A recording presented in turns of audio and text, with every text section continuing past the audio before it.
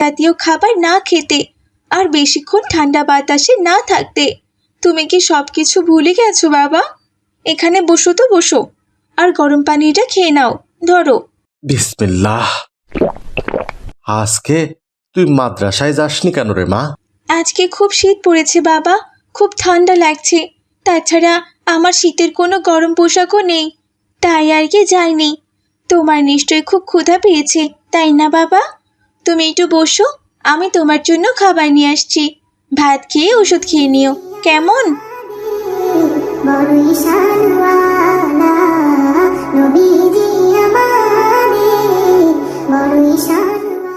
মা, এখনো রান্না হয়নি? না রে মা, মাত্রই ভাত নামালাম, এখন তরকারি বসাবো। তুই এক কাজ কর মা, তোর বাবার যেহেতু ঠান্ডা লেগেছে, একটু গরম আদা চা করে দে। মরিয়ম, মা আমি চা খাবো না রে মা। তুই পারলে আমার জন্য একটু নুডলস রান্না করে নিয়ে আয়। তোর হাতের নুডলস খেতে অসাধারণ হয়। আমি নুডলস খেয়ে ওষুধ খেয়ে নেব মা। ঠিক আছে বাবা, তবে মায়ের বানানো স্পেশাল মশলা ছাড়া তো আমার নুডলস কিছুতেই সুস্বাদু হয় না। মা যে কি করে এত সুন্দর মশলা বানায় কে জানে। আচ্ছা মা, ঘরে নুডলস আছে তো? হ্যাঁ রে মা, একটাই প্যাকেট আছে মাত্র, ওইটা তোর বাবাকে রান্না করে দে, ততক্ষণে আমার তরকারিটাও রান্না হয়ে যাবে। এরপর মারিয়াম নুডলস রান্না করে আর তার বাবাকে খেতে দেয়। তার বাবা বিসমিল্লাহ বলে নুডলস খেতে শুরু করে। মারে, যত কষ্টেই থাকি না কেন, তোর হাতের নুডলস খেলে আমার মন একদম ভালো হয়ে যায়। মাশাল্লাহ, তুই তো খুব সুন্দর নুডলস রান্না করতে পারিস মা। এসব কথা ছাড়ো তো বাবা, বেশ কিছুদিন থেকে দেখছি তুমি ঠিকমতো খাওয়া দাওয়া করছো না, আবার ওষুধ খেতেও ভুলে যাচ্ছ। তোমার কি কিছু হয়েছে বাবা? সত্যি করে বলো তো, তুমি কি কোনো কিছু নিয়ে টেনশন করছো? হ্যাঁ রে মা, তোর বিয়ের কথাই ভাবছি। বাইরে যা কুয়াশা পড়েছে, তাতে তো আমার হাত পা কাঁপাকাঁপি শুরু হয়েছিল। এই শীতে তো কোনো কাজ করতে পারছি না। ভেবেছিলাম এবার শীতকালীন সবজি আর আলুর চাষ করব। আলু চাষে যে কয়টা টাকা হবে তা দিয়েই তোর বিয়ে দেব। কিন্তু সেটা তো আর হচ্ছে না রে মা।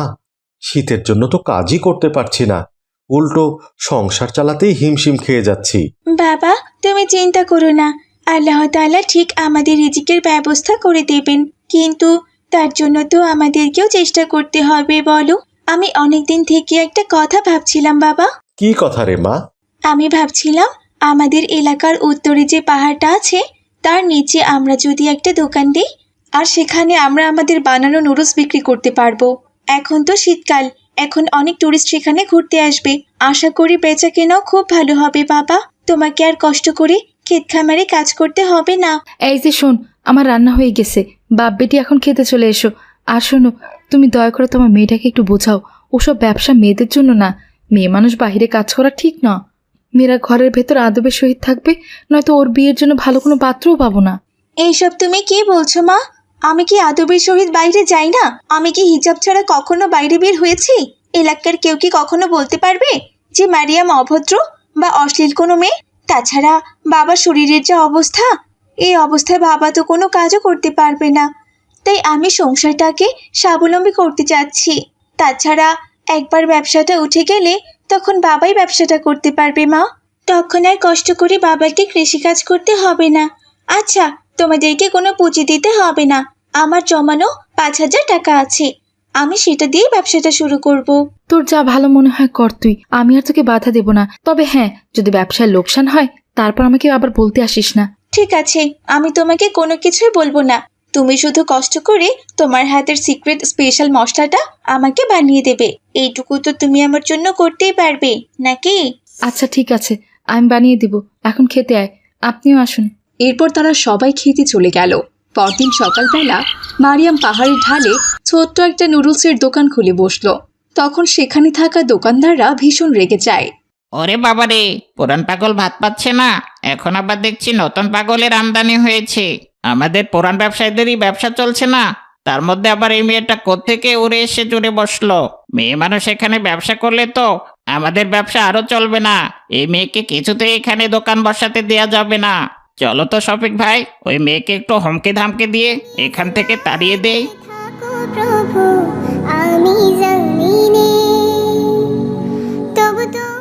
এই মেয়ে, তুই এখানে কার অনুমতি নিয়ে দোকান বসিয়েছিস বলতো?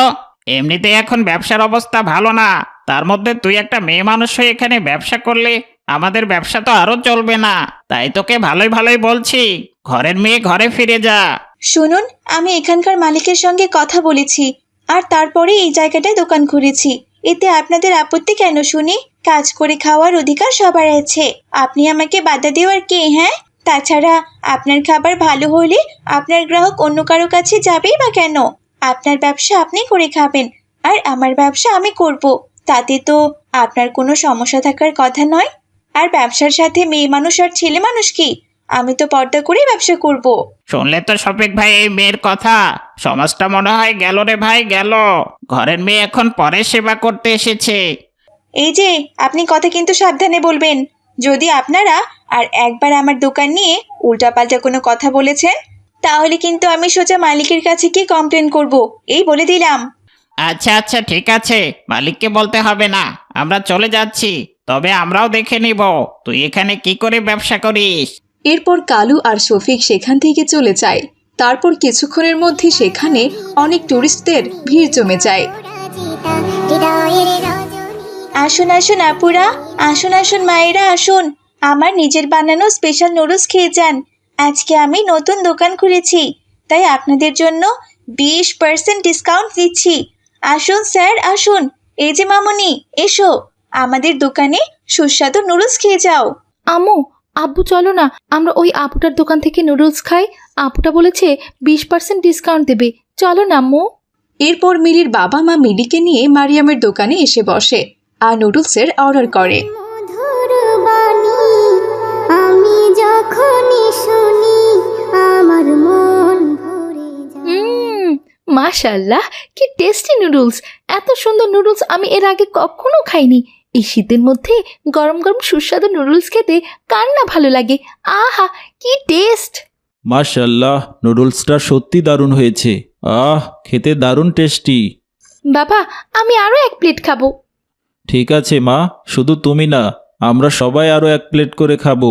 এই যে বোন, তুমি আমাদের সবাইকে আরো 1 প্লেট করে দাও। জি স্যার, দিচ্ছি।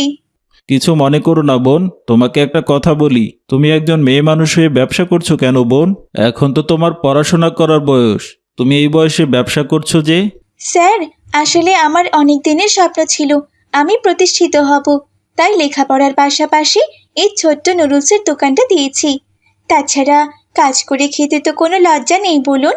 আমার কাজটা ছোট হতে পারে, কিন্তু আমি পর্দায় থেকে হালাল পথে উপার্জন করতে চাচ্ছি স্যার। মাশাল্লাহ, খুব ভালো সিদ্ধান্ত নিয়েছো বোন। তুমি তো দেখছি অনেক সুন্দর করে কথাও বলতে পারো। তবে এই নুডলস খেতে কিন্তু অসাধারণ টেস্টি। আমি গত বছরেও এখানে এসেছিলাম, কিন্তু এরকম নুডলস কারো কাছে পাইনি। এই নুডলসে তুমি কি দাও বলো তো? এত সুস্বাদু হয় যে আমরা বাড়িতে বানালেও তো এত সুন্দর নুডলস হয় না। আমার মায়ের বানানো সিক্রেট মশলা দিই, যেটা নুডলসের টেস্টকে কয়েক গুণ বাড়িয়ে দেয়। দোয়া করবেন আপু, যেন এভাবে সবাইকে ভেজাল মুক্ত আর হালাল খাবার খাওয়াতে পারি। এই নিন আপনাদের নুডলস রেডি। এরপর মিলির পরিবার নুডলস খেতে থাকে। আস্তে আস্তে মারিয়ামের দোকানে নুডলস খেতে ভিড় জমে যায়। কিছুক্ষণ পর তার মা ও তার বাবাও দোকানে চলে আসে, আর গ্রাহকদের মাঝে নুডলসের চাহিদা দেখে মারিয়ামকে তারাও নুডলস বানাতে সাহায্য করে। এভাবে আস্তে আস্তে মারিয়াম অনেক বড় নুডলস ব্যবসায়ী হয়ে ওঠে। আল্লাহ তাআলার রহমতে সে হালাল পথে ব্যবসা করে অনেক টাকা আয় করে আর নিজের পরিবারের ভরণ পোষণের দায়িত্ব নেয়। আর মারিয়ামের জন্য সেখানে ট্যুরিস্টের সংখ্যাও দিন দিন অনেক বেড়ে যায়। তখন অন্য ব্যবসায়ীরাও খুব ভালো ব্যবসা করে। সে এইসব কিছুর জন্য সবসময় আল্লাহ তাআলার শুকরিয়া আদায় করতে থাকে। খুব খুব পড়ো, হতে হবে বড়। আসসালামু আলাইকুম আমার প্রাণপ্রিয় ভিউয়ার্সগণ, তোমরা সবাই কেমন আছো? আজ আমি আবারও লাইভে চলে এলাম, তোমাদের সবার প্রাণপ্রিয় হিজাবি আপ্পি। আজকের লাইভের পুরোটা সময় জুড়ে তোমরা সবাই আমার সাথেই থেকো। আজ অনেক অনেক গল্প হবে, গজল শোনাবো, তোমরা কেউ কিন্তু কোথাও যাবে না। ওরে বাবা, লাইভে আসতে না আসতেই একজন দেখি কমেন্টস করেছে। দেখি তো কমেন্টস এসে কি লিখেছে। হিজাবি আপ্পি, আজ কিন্তু আপনাকে দারুণ লাগছে। মারহাবা মারহাবা, ধন্যবাদ ভাই। সুন্দর তো লাগবেই ভাই। এই হিজাবটা আমি কোথা থেকে কিনেছি জানেন? বাংলাদেশের সবচেয়ে বড় shopping mall Bashundhara shopping mall থেকে কিনেছি। এটার দাম কত জানেন ভাই? পুরো 3000 টাকা। এই তো আরেকজন কমেন্টস করেছে, দেখি তো পরে কি লিখেছে। কি বললেন আপু, এই হিজাবের দাম 3000 টাকা? আমি তো গতকাল এই একই রকম হিজাব কিনেছি মাত্র 200 টাকা দিয়ে। দোকানদার আপনাকে ঠকিয়েছে আপি। ওই হারামজাদি, তুই তো 200 টাকা দিয়েই কিনবি। তুই তো তোর হিজাব কিনেছিস ওই গুলিস্তানের ফুটপাত থেকে, ওগুলো তো সেকেন্ড হ্যান্ড হিজাব, ওগুলো তো 200 টাকাতেই দিবে। আর আমার হিজাবের কোয়ালিটি আছে, বুঝেছিস তো? বুঝলে তো বন্ধুরা, আসলে কারো ভালো আজকাল কারো সহ্য হয় না। আচ্ছা যাই হোক, আমি এখন তোমাদের সবাইকে একটা গজল শোনাবো। পুরো লাইফ জুড়ে তোমরা আমার সাথেই থেকো, কেউ কোথাও যেও না কিন্তু।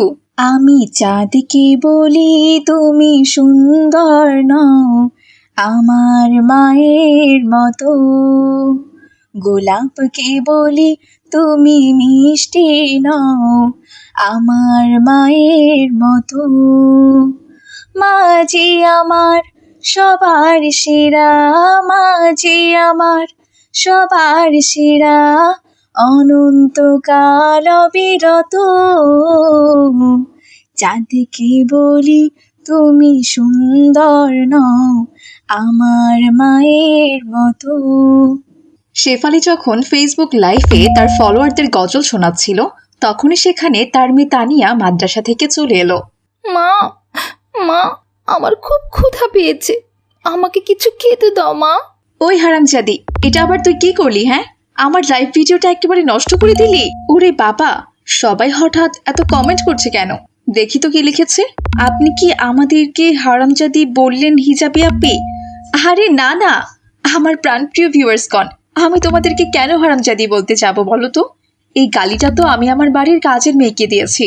ওরে বাবা, হঠাৎ করে কমেন্টস দেখে আরো বেশি বেড়ে গেল। কি লিখেছে? কি আপনি কাজের মেয়েকে হারামজাদি বলেন? এটা তো অন্যায়, এটা তো জুলুম। এতদিন আপনাকে ভাবতাম আপনি খুব ভালো একজন মানুষ, কিন্তু এখন তো দেখছি আপনি হিজাবের আড়ালে ভদ্রমুখী একজন শয়তান। এই সেরেছে, এখন তো দেখছি সবাই আমাকে নেগেটিভ ভাবা শুরু করেছে। এভাবে চলতে থাকলে তো আমার ফলোয়ার কমে একেবারে 0 হয়ে যাবে। তাড়াতাড়ি লাইভটা কেটে দে বাবা, পরে অন্য কোনো দিন লাইভে ওদেরকে বুঝিয়ে বলবো। এরপর তাড়াহুড়া করে শেফালি তার ফেসবুক লাইভটা কেটে দিয়ে তার মেয়ে তানিয়াকে বলল, কি রে, তোকে আমি কতদিন বলেছি আমি যখন লাইভে থাকবো তখন আমার সাথে কোনো কথা বলবি না, তবুও কেন লাইভের মধ্যে আমাকে মা বললি? পেটের মধ্যে কি কুমির ঢুকেছে? সারাক্ষণ শুধু খাই খাই করিস যে। মা, আমি তো এই মাত্র মাদ্রাসা থেকে ফিরলাম, সেই সকালে মাদ্রাসায় গিয়েছিলাম, আর এখন 4টা বাজে, ক্ষুধা তো লাগবে মা। তো ক্ষুধা লেগেছে ভালো কথা, তা নিজে গিয়ে রান্না করে খেতে পারিস না?